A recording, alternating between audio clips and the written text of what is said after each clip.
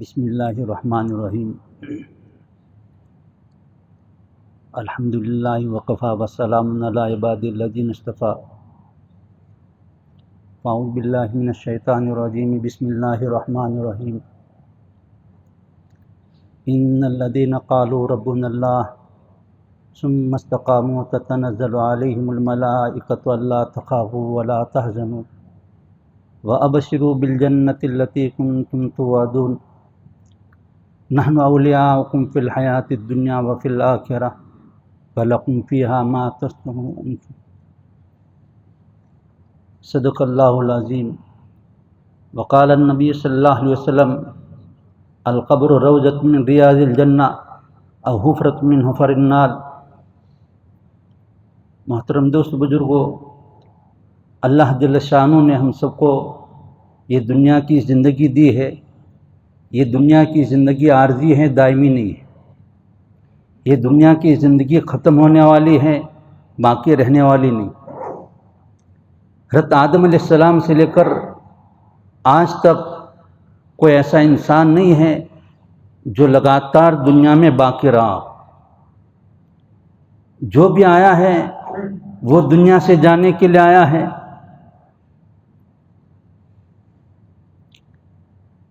بڑے بڑے انبیاء آئے، وہ بھی دنیا سے چلے گئے۔ بڑے بڑے بادشاہ آئے، وہ بھی دنیا سے چلے گئے۔ بڑے بڑے مالدار آئے، وہ بھی دنیا کو چھوڑ کر چلے گئے۔ دنیا میں کوئی ہمیشہ رہنے کے لیے نہیں آیا۔ ہر انسان دنیا میں مقدر کی ایک عمر لے کر آتا ہے۔ جب وہ عمر پوری ہوتی ہے تو انسان دنیا سے چلا جاتا ہے، اور دنیا کے مقابلے میں قبر کی زندگی لمبی ہے، میدان محشر کی زندگی لمبی ہے۔ دنیا کے مقابلے میں پل صراط کی زندگی لمبی ہے، اور پھر اس کے بعد میں جنت یا جہنم ہے جس میں ہمیشہ ہمیشہ رہنا ہے۔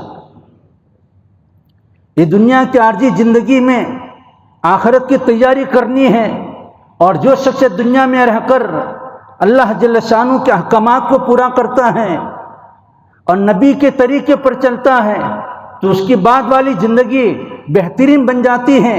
اور جو شخص دنیا میں رہ کر اللہ کے احکامات کو توڑتا ہے اور اللہ کی بغاوت کرتا ہے اور نبی کی سنتوں کو ٹھکراتا ہے، قبر میں جانے کے بعد اور میدان محشر میں اور مرنے کے بعد میں تمام مناظر میں، تمام جگہوں میں یہ پچھتائے گا، اور اس پر اس کا مواخذہ ہوگا۔ لیکن انسان دنیا میں رہتا ہے، کاروبار میں رہتے ہوئے، مشغلوں میں رہتے ہوئے آخرت کو بھول جاتا ہے، اور پھر دنیا میں منمانی زندگی گزارتا ہے۔ اور یہ دنیا کی زندگی چند روزہ ہے۔ کل من علیہا فان ویبقی وجہ ربک ذو الجلال والاکرام، کہ روئے زمین کے اوپر جتنی بھی چیزیں ہیں یہ تمام فنا ہونے والی ہیں، صرف ایک اللہ کی ذات باقی رہنے والی۔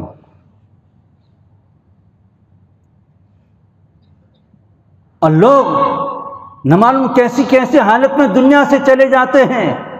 کوئی جوان جوانی کی حالت میں جا رہا ہے، بوڑھا بڑھاپے کی حالت میں جا رہا ہے، اور ادھیڑ پنے کی حالت میں دنیا سے جا رہا ہے۔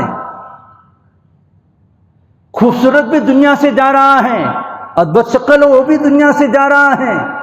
عورتیں بھی دنیا سے جا رہی ہیں، اور مرد بھی دنیا سے جا رہے ہیں۔ نہ معلوم ہم نے کتنوں کو اپنے کندھوں پر اٹھا کر قبر کے حوالے کیا ہے۔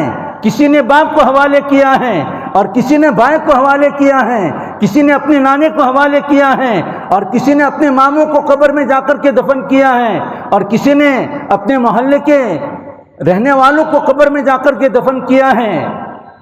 دنیا میں کوئی ایسا نہیں ہے جس کو ہم نے دفن نہ کیا ہو۔ تو بہرحال دنیا میں ہم نے بہت ساروں کو دفن کیا ہے، ایک وقت ہمارا بھی آئے گا، لوگ ہمیں اٹھائیں گے اور قبرستان میں لے جا کر کے جنازے کی نماز پڑھ کر قبر میں دفن کریں گے، تو اس وقت میں دنیا کی ساری مال و متاع اور کاروبار اور بلڈنگیں اور محلات اور مکانات اور وہ پونجی جس کے پیچھے اپنی زندگی کو برباد کیا ہے اور جس کے بسانے میں اللہ کے احکامات کو توڑا ہے، یہ ساری چیزیں دنیا میں رہ جائے گی اور خالی ہاتھ قبر میں چلے جائیں گے۔ اور جہاں زیادہ رہنا ہے اس کے متعلق بہت کم محنتیں ہو رہی ہیں، اور جہاں کم رہنا ہے اس کے متعلق بہت زیادہ محنتیں ہو رہی ہیں۔ نبی کریم صلی اللہ علیہ وسلم نے ارشاد فرمایا کہ چالاک اور سمجھدار وہ شخص ہیں جو مرنے کے بعد کی تیاری کرتا ہو۔ اس کا مفہوم دوسرا مفہوم مخالف ہوتا ہے کہ پاگل وہ شخص ہیں جو مرنے کے بعد کی زندگی کی تیاری نہیں کرتا۔ یہ آیت شریفہ جو پڑھی گئی، ان الذین قالوا ربنا اللہ، بے شک وہ لوگ جو یہ کہتے ہیں کہ ہمارا پالنے والا اللہ تعالیٰ ہے، ثم استقاموا، پھر اسی پر جمے رہیں،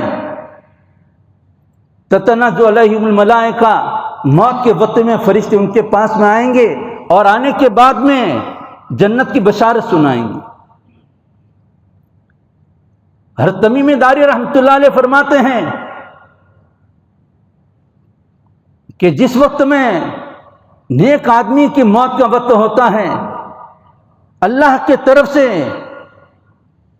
ملک الموت کو کہا جاتا ہے وہ میرا نیک بندہ ہے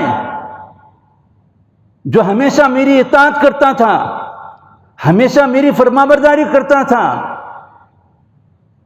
اور نمازوں کی پابندی کرتا تھا، تم اس کے پاس جاؤ اور اس کی روح کو آسانی کے ساتھ میں نکال کر لے آؤ۔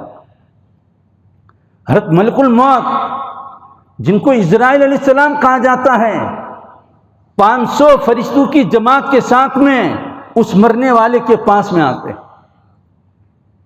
چونکہ نیک آدمی ہیں تو یہ فرشتے جنت کی چیزوں کو لے کر کے آتے ہیں۔ ان فرشتوں کے ہاتھوں میں جنت کا کفن ہوتا ہے، ان کے ہاتھوں میں ریحان کے گلدستے ہوتے ہیں، ہر گلدستے میں 20 رنگ ہوتے ہیں اور ہر رنگ میں نئی خوشبو ہوتی ہے، اور ملک الموت کے پاس میں بھی جنت کا کفن ہوتا ہے، اور آنے والے کے پاس میں آ کر کے یہ سارے فرشتے اس کو جنت کی بشارت سناتے ہیں۔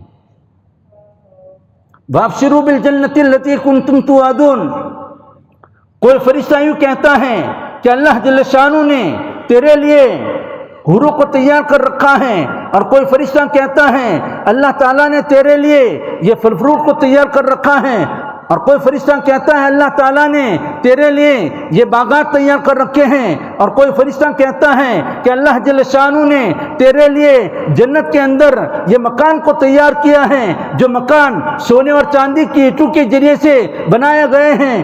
اس طریقے پر یہ سارے فرشتے الگ الگ بشارتیں سناتے ہیں۔ حدیث پاک میں آتا ہے کہ روح جسم میں سے نکلنے کے لیے اس طریقے پر بے چین ہو جاتی ہیں جس طریقے پر پنجرے کے اندر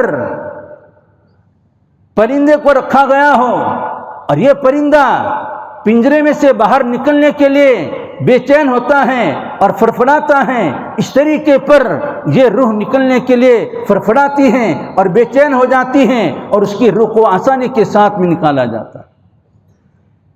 آپ نے ارشاد فرمایا کہ اس طریقے پر آسانی کے ساتھ میں نکالی جاتی ہیں جس طریقے پر آٹے میں سے بال نکالا جاتا ہے۔ لیکن بہرحال جان کے نکلنے کے موقع پر اور روح کے نکلنے کے موقع پر تکلیف ہوتی ہے،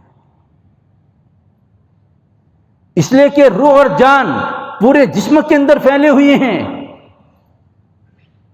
جناب نبی کریم صلی اللہ علیہ وسلم کے موت کا وقت قریب تھا۔ حضرت عائشہ رضی اللہ تعالیٰ فرماتی ہیں کہ آپ صلی اللہ علیہ وسلم کے پاس میں پانی کا پیالہ رکھا گیا تھا، اور آپ صلی اللہ علیہ وسلم بار بار اس میں ہاتھ ڈالتے تھے اور اس پانی کو اپنے چہرے پر لگاتے تھے اور خود آپ صلی اللہ علیہ وسلم یہ دعا مانگا کرتے تھے، اے باری تعالیٰ سکرات موت سے اور غمرات موت سے میری مدد فرمانا۔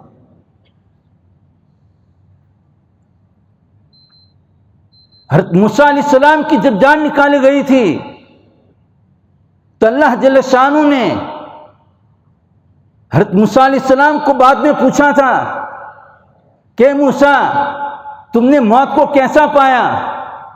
تو حضرت موسیٰ علیہ السلام نے کہا کہ میں نے موت کو اس طرح پایا جس طریقے پر ایک زندہ بکری ہو اور اس کی کھال نکالی جاتی ہو اور بکری مرتی نہ ہو اور زندہ رہتی ہو اور اس کو کھال نکالی جاوے، اور اس وقت میں اس بکری کو جو تکلیف ہوتی ہے وہ تکلیف مرنے والے کو موت کے وقت میں ہوتی ہے۔ دوسری روایت میں آتا ہے کہ حضرت موسیٰ علیہ السلام نے کہا کہ موت کے وقت میں ایسی تکلیف ہوتی ہے کہ ایک باریک کپڑے کو کانٹوں پر ڈالا جاوے اور وہ کپڑا ان کانٹوں میں پھنس گیا ہو اور کانٹوں کو کھینچا جاوے تو یہ کپڑا جو ہوتا ہے یہ پھٹ جاتا ہے۔ اس طریقے پر انسان کی روح نکالنے کے وقت میں تکلیف ہوتی ہے۔ ایک موقع پر حضرت عمر رضی اللہ تعالیٰ عنہ نے کعب احبار رضی اللہ تعالیٰ عنہ کو کہا، جو پہلے یہودی تھے اور تورات کے بڑے عالم تھے، حضرت عمر رضی اللہ تعالیٰ عنہ نے فرمایا، یہ کعب احبار موت کے وقت میں کیا تکلیف ہوتی ہے میرے سامنے اس کا تذکرہ کرو۔ حضرت کعب احبار رضی اللہ تعالیٰ نے فرمایا کہ موت کے وقت میں ایسی تکلیف ہوتی ہے کہ انسان کے جسم کے اندر کانٹے داخل کیا جاویں اور پھر ان کانٹوں کو کھینچا جاویں تو اس وقت میں جو تکلیف ہوتی ہے ایسی تکلیف موت کے وقت میں ہوتی ہے۔ آج انسان معمولی بخار ہوتا ہے جس کی بنیاد پر نماز کو چھوڑ دیتا ہے، معمولی بیماری آتی ہے اللہ کے احکامات کو ٹھکراتا ہے، اور معمولی بیماری ہو اس کا علاج کرتا ہے لیکن وہ نماز نہیں پڑھتا، اس سلسلے میں کبھی اس کا علاج نہیں کرتا۔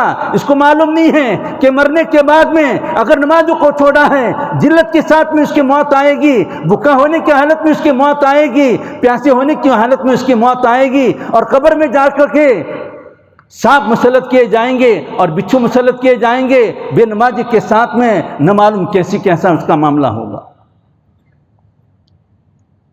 آج مسلمان نماز کے چھوڑنے کو معمولی سمجھتا ہے، اس کو گناہ نہیں سمجھتا، چوری کرنے کو گناہ سمجھتا ہے، ڈکیتی کرنے کو گناہ سمجھتا ہے، زنا کرنے کو گناہ سمجھتا ہے، لیکن اگر نماز کو چھوڑے اس کو کوئی برا نہیں سمجھتا۔ اگر محلے میں کوئی شخص پرائی عورت کو لے کر کے بھاگ جاتا ہے، پورے محلے میں بات ہوتی ہے کہ فلاں شخص فلاں لڑکی کو لے کر کے بھاگ گیا ہے، لیکن میرے بھائیو یہ نماز کا چھوڑنے والا اس سے بڑا گنہگار ہے، اس کے سلسلے میں کوئی تذکرے نہیں ہوتے۔ نمازوں کی پابندی کی جاوے۔ حضرت ابو امامہ رضی اللہ تعالیٰ عنہ فرماتے ہیں کہ جناب نبی کریم صلی اللہ علیہ وسلم نے حجۃ الوداع کے موقع پر آپ نے خطبہ دیا، وہ آپ کا شاندار خطبہ تھا جو جامع خطبہ تھا، اور تقریباً تمام حدیث کی کتابیں موجود ہیں۔ حضرت ابو امامہ فرماتے ہیں کہ آپ نے اس حجۃ الوداع کے حج کے موقع پر جو خطبہ دیا، آپ نے ارشاد فرمایا تھا من جملہ اور باتوں میں اتقوا اللہ وصلوا خمسکم، کہ اللہ سے ڈرو اور پانچوں نمازوں کو تم پڑھنا۔ حالانکہ آپ صلی اللہ علیہ وسلم کے زمانے میں کوئی منافق ہوتا اس کو نماز کے چھوڑنے کی ہمت نہیں ہوتی تھی۔ آج مسلمان نماز کو چھوڑ دیتا ہے، اس کو معمولی سمجھتا ہے، داڑھی کٹوانے کو معمولی سمجھتا ہے، اس کو نبی کی سنت پسند نہیں۔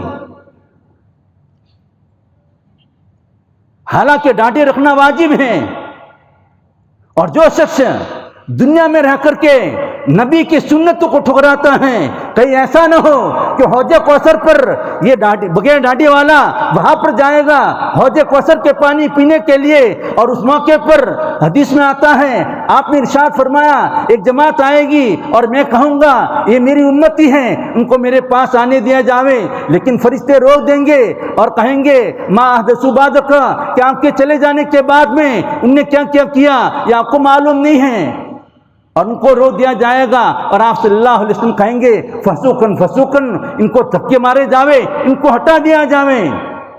تو میرے بھائیوں، جو داڑھی کٹوانے والے ہیں، نماز کو چھوڑنے والے ہیں، ہو سکتا ہے کہ حوض کوثر پر سے آپ صلی اللہ علیہ وسلم کے وہاں سے ان کو دھکے مارے جائیں گے، وہ کسی کے کام کے نہیں ہوں گے۔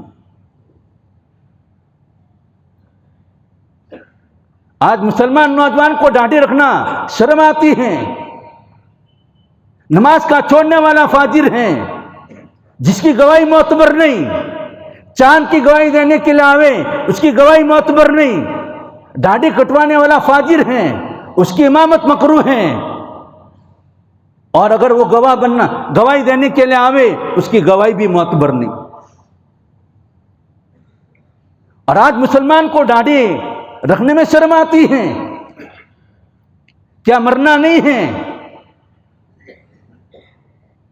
تو میرے بھائیوں، آسان اگر مسلمان ہوتا ہے، دیندار ہوتا ہے، آسانی کے ساتھ اس کی روح نکالی جاتی ہے، اور اگر بددین ہوتا ہے، بہرحال لمبا چوڑا واقعہ ہے، بددین ہوتا ہے، ملک الموت آتے ہیں، اور ملک الموت بھی ان کا دیکھنا بھی بڑا خطرناک ہے۔ ایک موقع پر حضرت ابراہیم علیہ السلام نے حضرت ملک الموت کو کہا کہ ملک الموت آپ کون سی شکل کے ساتھ میں اور جس حیت کے ساتھ میں فاسق اور فاجر اور بددین کی روح نکالنے کے لیے جاتے ہیں، وہ شکل مجھے بتاؤ۔ ملک الموت نے کہا اے ابراہیم، تمہاری آنکھوں میں طاقت نہیں ہے کہ تم دیکھ سکو۔ حضرت ابراہیم علیہ السلام نے اصرار کیا کہ مجھے آپ بتاؤ، تو ملک الموت نے کہا کہ اپنا چہرہ پھیر دو۔ حضرت ابراہیم علیہ السلام نے اپنا چہرہ پھیر دیا تو ملک الموت وہ شکل کے ساتھ میں نمودار ہوئے جس شکل کے ساتھ میں فاسق اور فاجر کے پاس میں جاتے ہیں۔ بڑے بڑے بال تھے، اور ان کے ناک اور منہ جس میں ہوا نکلتی ہے اس میں سے آگ کی لپٹیں نکل رہی تھی، اور ان کے بال سر سے نیچے پیروں تک تھے، اور ایک کندھے سے لے کر کے دوسرے کندھے تک کئی دونوں تک آدمی چلتا رہے۔ اتنا بڑا جسم تھا، اور سیاہ اور کالا جسم تھا، اور خطرناک ڈراؤنی ان کی شکل تھی، اور ان کی آنکھیں بھی ڈراؤنی تھی۔ پھر ملک الموت نے کہا ابراہیم دیکھو۔ حضرت ابراہیم علیہ السلام نے دیکھا، جیسے ہی دیکھا بے ہوش ہو کر کے گر پڑے۔ جب کافی دیر کے بعد میں ہوش آیا تو حضرت ابراہیم علیہ السلام نے کہا کہ بددین اور فاسق اور فاجر کی سزا کے لیے آپ کے چہرے کے دیکھنے کے علاوہ کوئی اور سزا نہ ہو تو آپ کے چہرے کا دیکھنا یہ سزا کے لیے کافی ہے۔ ایسی خطرناک شکل کے ساتھ میں بددین اور فاسق اور فاجر کے پاس جاتا۔ پھر حضرت ابراہیم علیہ السلام نے کہا کہ آپ دیندار کے پاس میں جس شکل کے ساتھ میں روح قبضہ کرنے کے لیے جاتے ہیں وہ مجھے بتاؤ۔ تو وہ ملک الموت ظاہر ہوئے، سفید لباس میں، ریشمی رومال ان کے ہاتھ میں ہے، جنت کے گلدستے اور وہاں کا عطر لگا ہوا ہے، اور بہترین شکل ہے۔ تو حضرت ابراہیم علیہ السلام نے کہا کہ اگر دیندار اور نیک آدمی کے لیے آپ کے شکل کے دیکھنے کے علاوہ کوئی اور نعمت نہ ہو تو آپ کی شکل کا دیکھنا یہ نعمتوں کے لیے کافی ہے۔ میرے بھائیوں، ہم آخر کیوں نمازیں نہیں پڑھتے؟ سنتوں کا اہتمام کیوں نہیں کرتے؟ داڑھی کیوں نہیں رکھتے؟ علامہ سیوطی رحمۃ اللہ علیہ نے لکھا ہے کہ جس وقت آپ صلی اللہ علیہ وسلم کی موت کا وقت قریب تھا، آپ کی روح لینے کے لیے ملک الموت آئے اور آپ کی روح نکالی جا رہی تھی۔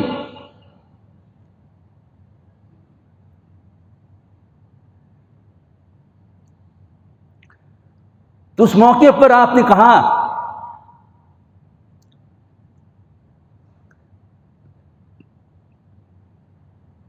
کیا میری امتیوں کو بھی موت کے وقت میں تکلیف ہوگی؟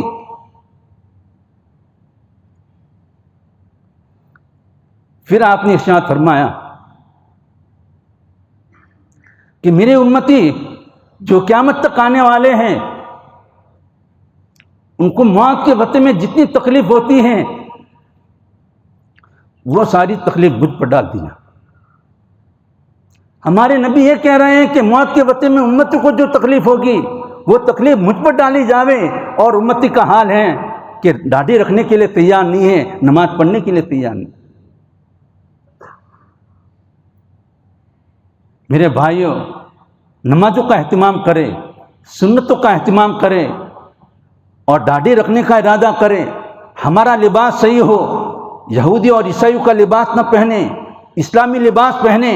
اور بعض حضرات تو بغیر ٹوپی کے نماز پڑھتے ہیں، بغیر ٹوپی کے نماز پڑھنا مکروہ ہے۔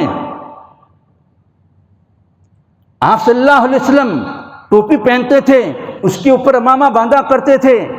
اور آپ کو ایک اور بات بتاؤ، آج مسلمان داڑھی رکھنے کو برا سمجھتا ہے۔ ابو جہل لعین جو احد کے موقع پر لشکر کو لے کر کے آیا تھا اور مسلمانوں کے خلاف میں اور آپ صلی اللہ علیہ وسلم کے خلاف میں ہمیشہ اس نے لڑائیاں لڑی ہیں، اور جس وقت میں اس کو قتل کیا گیا ہے، قتل کے موقع پر عبداللہ ابن مسعود رضی اللہ تعالیٰ عنہ اس کی گردن کاٹنے کے لیے گئے ہیں۔ بخاری کی روایت میں ہے کہ اس کی داڑھی کو پکڑ کر اس کو قتل کیا تھا۔ وہ ابو جہل داڑھی رکھتا تھا، لیکن آج مسلمان ہماری نبی کی سنتوں کو کھلے عام کاٹتا رہتا ہے اور اس کا احساس بھی نہیں ہوتا۔ تو میرے بھائیوں، دنیا چھوڑنی ہے، مرنا ہے، دنیا سے زیادہ قبر میں ٹھہرنا ہے۔ اس کی تیاری کرنے کے لیے اللہ تعالیٰ نے یہ دنیا کی زندگی دی ہے۔ اب اس کے لیے پانچوں نمازوں کا اہتمام کرے اور سنتوں کا اہتمام کرے، اللہ تعالیٰ کے اوامر پر آ جاوے، اللہ تعالیٰ کہنے سننے سے زیادہ عمل کی توفیق نصیب فرماوے۔ وآخر دعوانا الحمدللہ رب العالمین۔